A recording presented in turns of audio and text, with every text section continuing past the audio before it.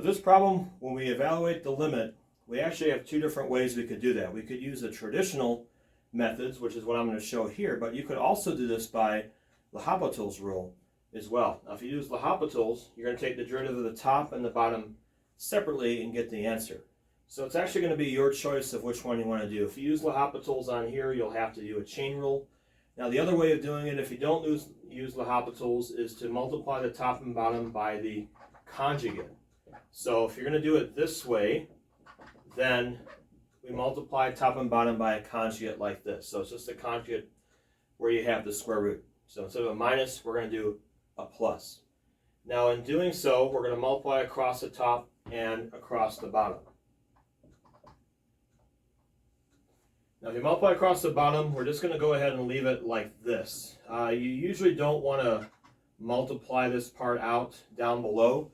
And the reason why is because this is eventually going to cancel out, or at least you'll get something to cancel out there. So it's better to leave it in the factored form. On top, if we multiply the first two, the radical is going to go away. So we get 4 plus x.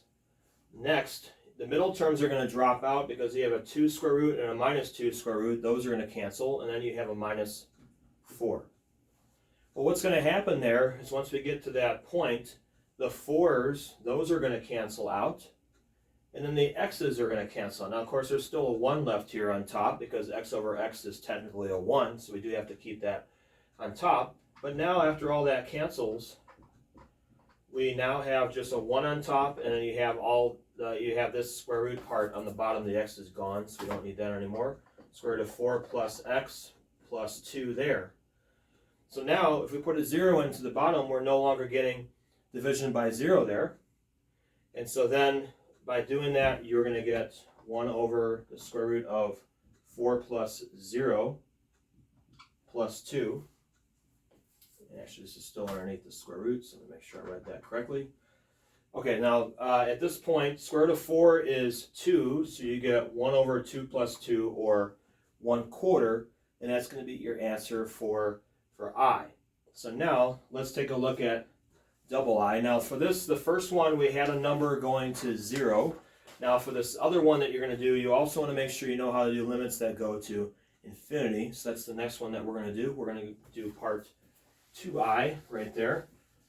So part 2I on this from here is going to be the limit x goes to infinity, 7x squared plus square root of 2 over 14x cubed minus 3x squared plus 5. So that's going to be the second one there. All right, now this one, because it goes to infinity, that means that the process for doing this, again, you could do this one by L'Hopital's rule as well, because we get an infinity over infinity situation when you put that one in. L'Hopital's works if you have 0 over 0, like the last example we just did, or if you have infinity over infinity. So you could keep taking the derivative top and bottom separately as you go through there until you no longer get infinity over infinity. But if you're going to do this by the traditional method and not use L'Hopital's, then the process is you're going to divide everything on the top and bottom by the highest power you have in the denominator. So if we do that next, we're going to have 7x squared over x cubed plus square root of 2 over x cubed. X cubed is the highest power in the denominator. That's why we're dividing by that. On the bottom, you have 14x cubed over x cubed, and then minus 3x over x cubed plus 5 over x cubed. So now we're going to simplify all that. So we have the limit x goes to infinity. You're going to have 7 over x right there. And square root of 2 over x cubed doesn't reduce, so we leave that. On the bottom, x cubes cancel, and you get 14. Then we have minus 3 over x squared plus 5 over x cubed. When you do the limit here, whenever you have a number over x to a certain power, x to the n, those are all going to go to 0. So in this case, what we have is everything on top is going to go to 0. These two are going to go to 0. So here's what you have left. You're going to have 0 plus 0 over 14 minus 0 plus 0.